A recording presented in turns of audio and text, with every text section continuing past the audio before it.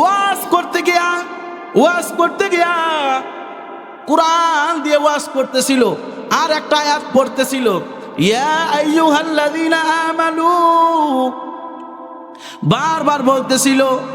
আল্লাহ ইমানদারের বিষয়ে কথা বলতে গিয়েছিল, ইল্লা আরদি ওয়াসিআতুন ফাইয়ায়া ফা'বুদুন, কুল্লু নাফসিন যায়িকাতুল মাউত।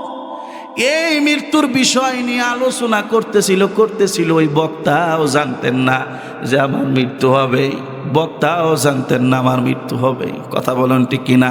হঠাৎ করে মুসল্লিদেরকে বললেন, স্টেজে যারা বসা ছিল তাদেরকে বললেন, আমার কারেন্ট চলে গেছে। কি চলে গেছে?